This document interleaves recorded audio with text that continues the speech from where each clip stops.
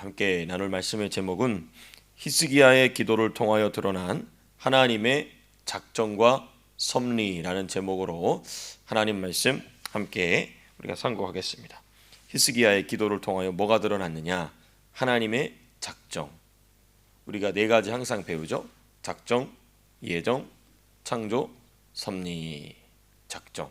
작정은 모든 일에 대한 계획입니다. 이건 하나님의 의지 세계, 시간과 공간이라는 것이 존재하기 이전 인간의 두뇌로는 상상할 수 없는 오직 삼위일체 하나님만이 영광 중에 충만한 가운데 계시던 그때 작정하시죠. 작정. 모든 일을 작정하십니다. 그 다음이 무엇이죠? 예정입니다. 무엇을 예정하십니까? 구속사. 구속사가 무엇이죠? 하나님의 구원 역사. 하나님의 택한 자들을 구원하시는 구원 역사에 대한 계획이 예정이죠. 그래서 작정과 예정 다음에 뭐 하십니까? 창조하시죠. 하나님 창조하십니다. 그리고 그 창조 세계 안에서 섭리하시죠. 무엇을 이뤄가시는? 작정과 예정을 창조 세계 안에서 이루어 가시는 그 모든 하나님의 행위, 하나님의 사역, 하나님의 하시는 일을 섭리다. 섭리. 그걸 섭리라고 합니다. 근데 놀라운 점은 히스기야의 기도로 말미암아 하나님의 작정과 섭리가 드러나게 됩니다.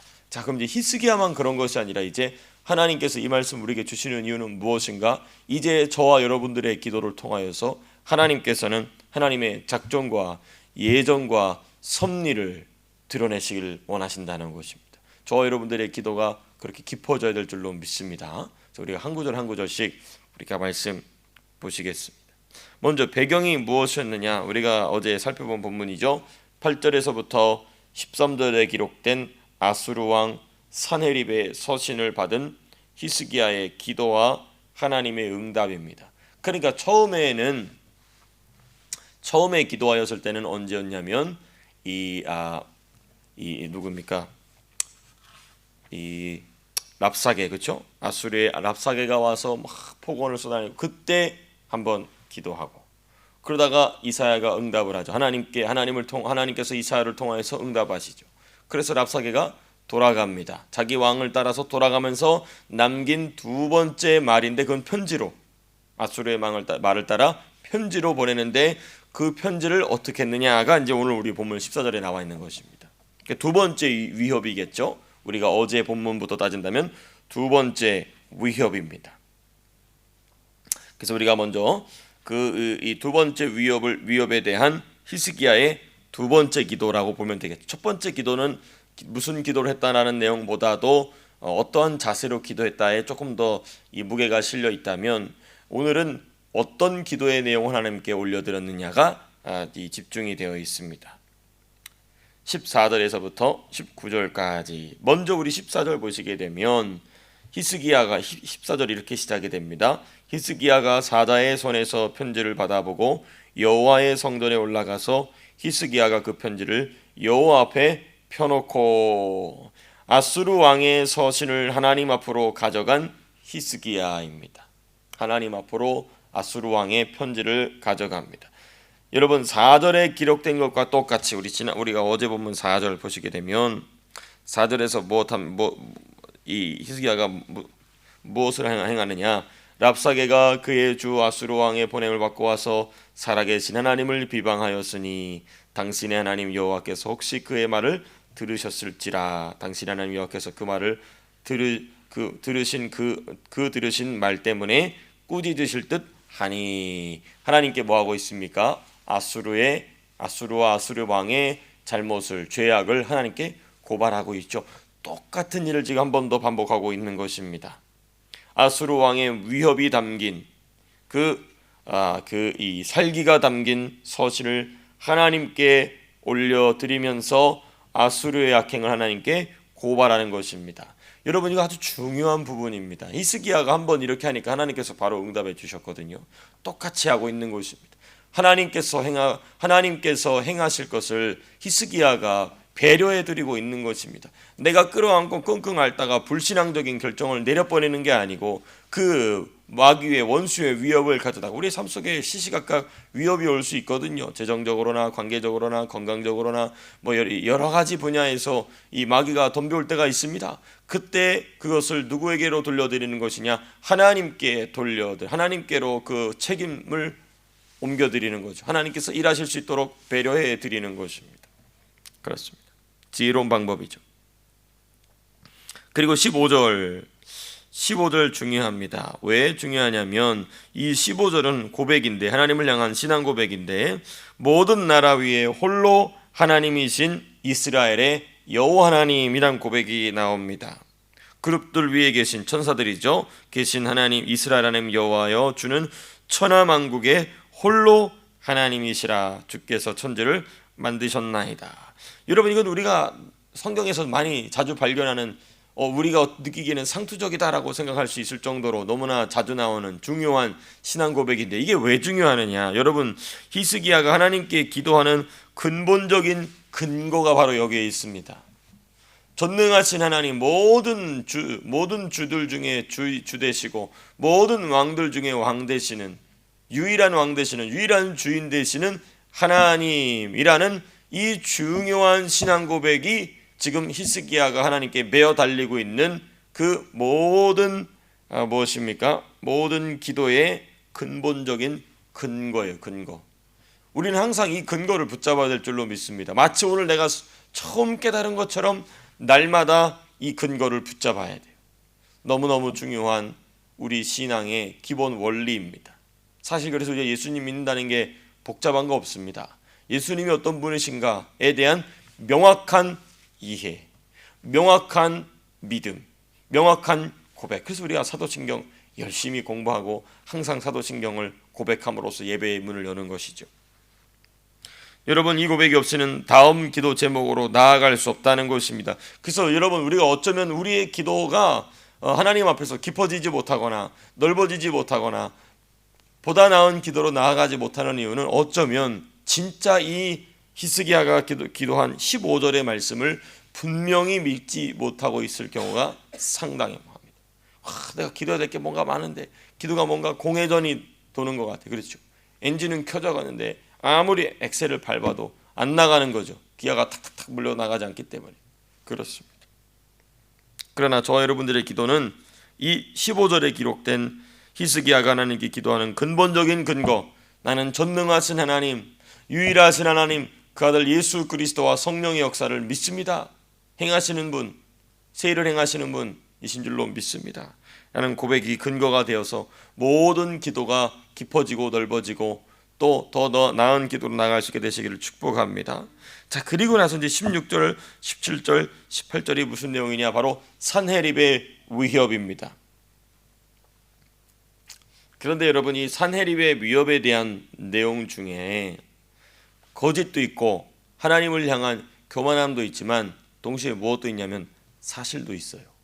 이게 중요한 부분입니다. 그 사실 부분이 17절입니다.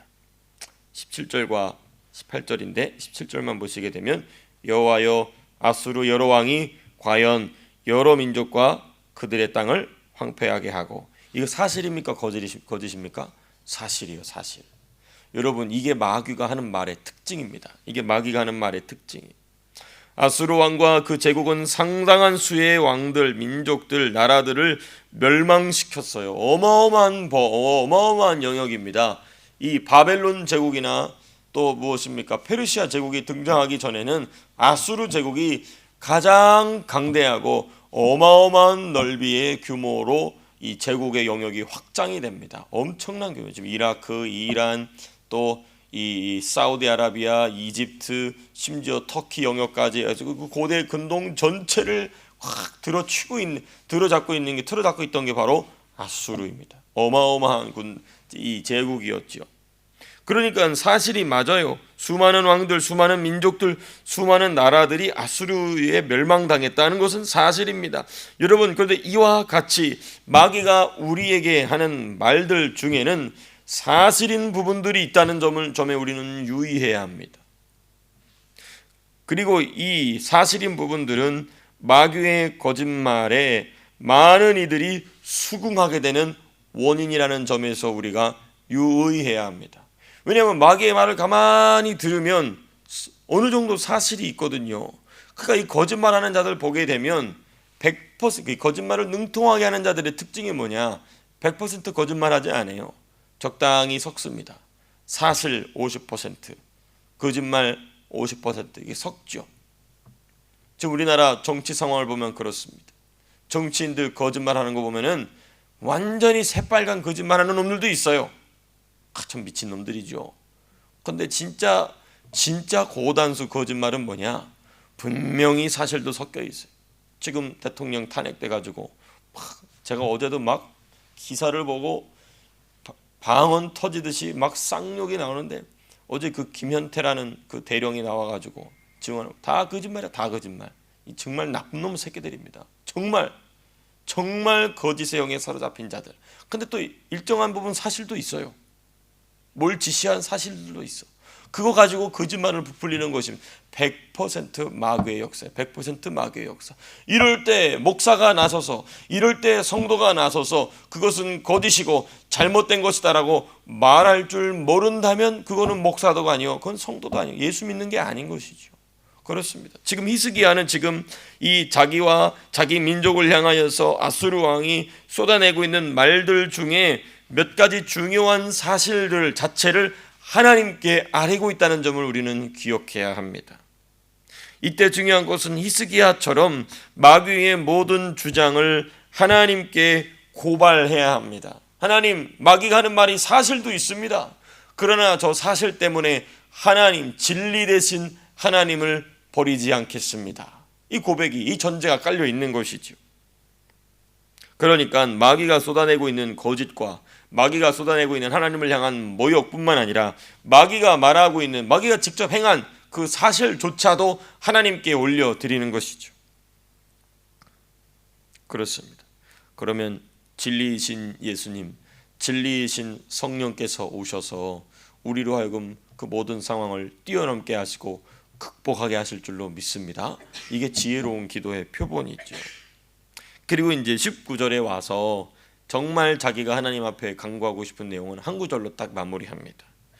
19절에 이렇게 돼 있죠. 우리 하나님 여호와여 원하간대 이제 우리를 그의 손에서 구원하옵소서. 자기가 진짜 기도하고 싶은 내용은 이거 한 문장이에요. 지혜로운 거. 자기가 진짜 구하고 싶은 내용은 이거예요. 이거 한 문장. 그리하시면 천하만국이 주 여호와가 홀로 하나님이신 줄 알리이다 하니라. 하나님께서 이 내가 원하는, 내가 바라는 기도의 제목, 이 소원을 이루어 주셔야만 하는 중요한 이유들을 앞에 지혜롭게 잘 정돈해 놓고, 그리고 자기가 진짜 필요한 부분에 대해서는 한 문장으로 딱 넘어갑니다. 하나님께서 넘치게 이제 응답을 하시죠. 그 응답에 대한 내용은 이제 20절에서부터 28절인데 여기에 하나님의 비밀이 드러나는 것입니다.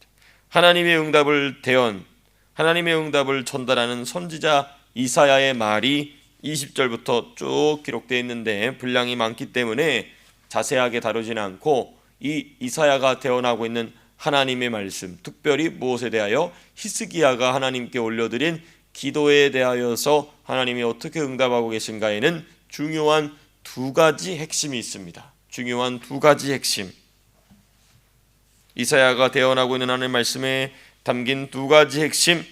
먼저 25절입니다. 25절 같이 한번 읽겠습니다. 시작. 내가 듣지 못하였느냐? 이 일은 내가 태초부터 행하였고 옛날부터 정한 바라. 이제 내가 이루고 너로 견고한 성들을 멸하여 무너진 돌무더기가 되게 함이라. 자, 여기서 지금 이 목적어, 이 대상이 내가 듣지 못하였느냐. 그리고 25절 중반에 보면 내가 이루어 너로 견고한 성들을 멸하여 무너진 돌무더기가 되게 합니다. 여기서 이 말씀의 대상은 누구냐? 아수르입니다.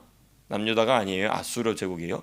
그러니까 지금 하나님께서 히스기야의 기도를 들으시고 누구에게 하고 계신 말씀을, 아수르에게 하고 계신 말씀을 히스기야에게 알려주고 계신 것입니다.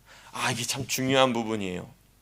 지금 하나님께서 히스기야의 기도를 들으시고 응답하시면서 그 응답의 중요한 부분으로서 무엇을 말씀하고 계시냐면 아수르 제국에 대하여서 하나님이 하시고 계신 말씀을 히스기야에게 들려주는 것입니다. 그러니까 하나님께서 아수르, 지금 이 25절의 말씀은 무엇이냐? 과거에 대한 얘기예요. 과거로부터 현재 이르기까지 하나님이 어떻게 아수르를 사용하셨느냐, 아수르가 어떻게 되기를 허용하셨느냐를 말씀하고 계신데, 특별히 25절 이렇게 아주 중요한, 제일 중요한 표현, 내가 태초부터.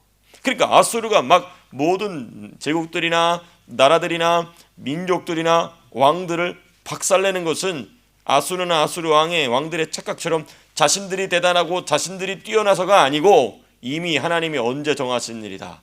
태초 이전에 이미 작정하신 일이라는 거예요. 지금 히스기야의 기도를 통해서 뭐가 드러나고 있습니까? 하나님의 작정이 드러나고 있는 거예요. 그러니까 히스기야는 지금 아수르 제국이나 아수르 황제들이 저렇게 대단하게 제국을 펼치고 있는 것은 저들이 대단해서가 아니라 하나님이 우리의 인간의 생각이나 우리의 마음으로는 도저히 상상할 수 없는 의지 세계에서부터 계획된 일이구나. 그러므로 나는 두려워할 필요가 없다는 거, 아무 두려워할 필요가 없다는 것을 명확하게 하나님께서는 이 말씀을 통하여서 알려주고 계신 것이죠.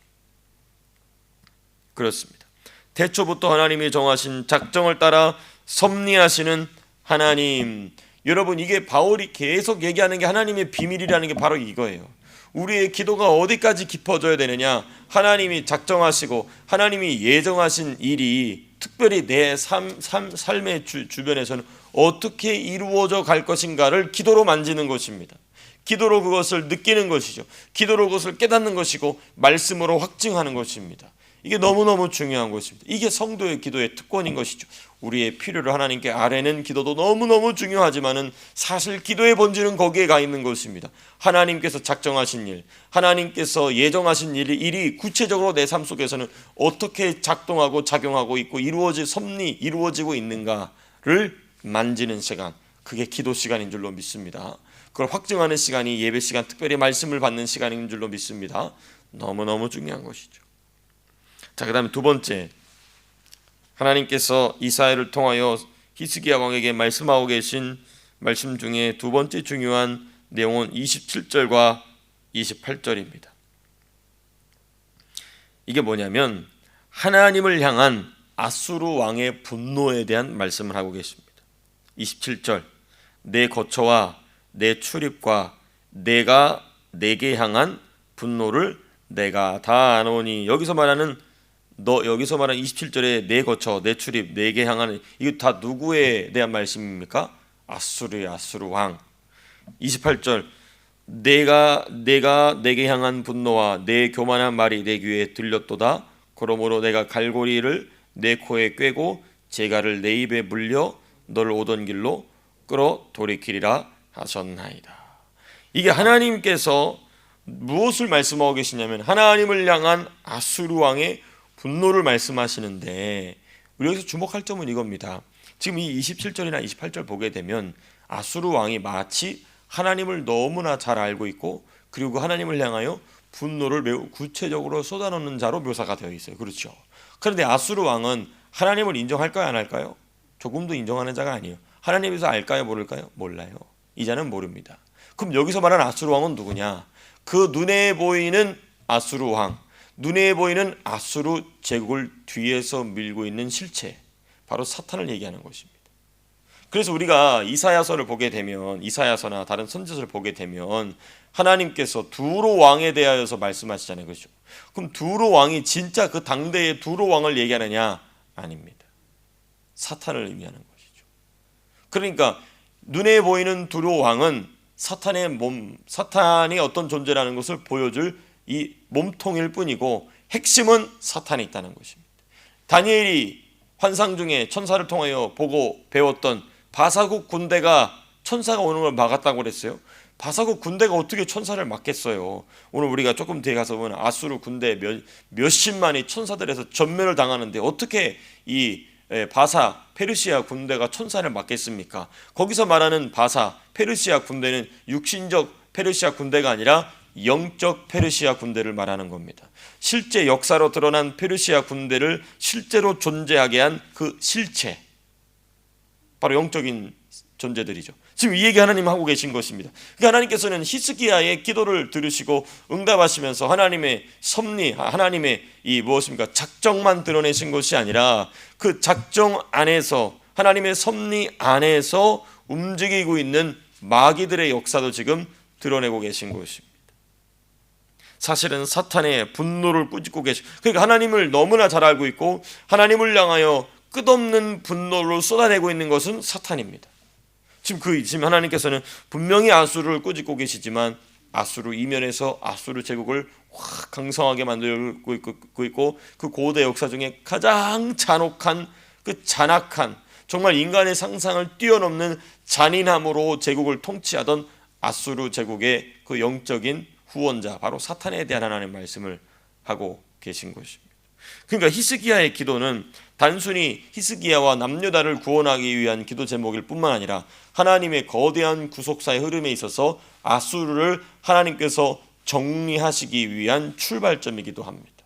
그래서 아수르가 남유다보다도 훨씬 먼저 멸망당하게 되죠. 그렇습니다. 말씀을 맺도록 하겠습니다. 히스기야의 기도를 통하여 드러난 하나님의 작정과 그리고 하나님의 섭리, 특별히 이 섭리는 무엇을 드러냈습니까? 마귀의 역사를 드러냈습니다. 이제 동일합니다.